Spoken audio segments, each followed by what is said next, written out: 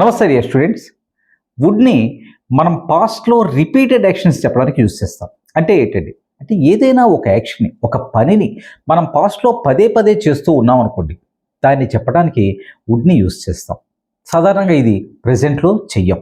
అంటే he would go for a walk every day when he was healthy. ఆయన ఆరోగ్యంగా ఉండేటప్పుడు వాకింగ్కి వెళ్ళేవాడు. He would go. చూడండి.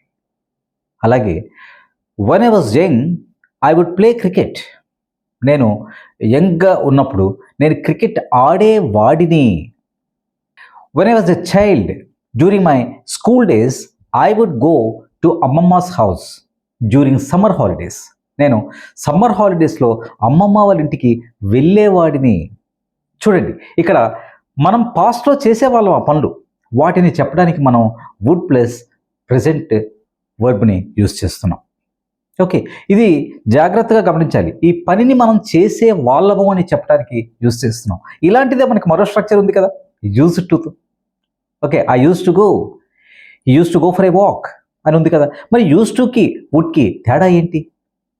ఇట్స్ వెరీ సింపుల్ అండి.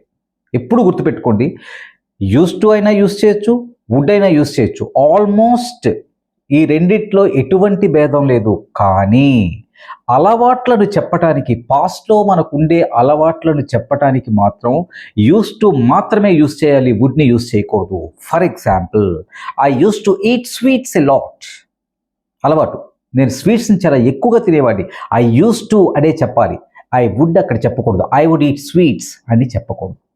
ఐ యూస్ టు స్మోక్, అలవాటు, కాబట్టి అక్కడ యూస్ టు మాత్రమే యూస్ చేయాలి, వుడ్ యూస్ చేయకూడదు.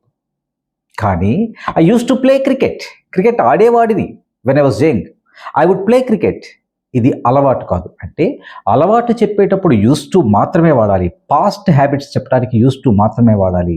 కానీ పాస్ట్లో రిపీటెడ్ యాక్షన్స్ చెప్పడానికి వుడ్ని యూస్ చేసినా పర్వాలేదు, యూస్ టు యూస్ చేసినా పర్వాలేదు. మీకు అర్థమైంది అనుకుంటాను. ఓకే, ఈ పాస్ట్ హ్యాబిట్స్తో వుడ్ని యూస్ చేయడంలో మీరు కామెంట్స్లో మీకు ఒక సెంటెన్స్ తయారు చేసి పోస్ట్ చేయండి. Okay, thank you.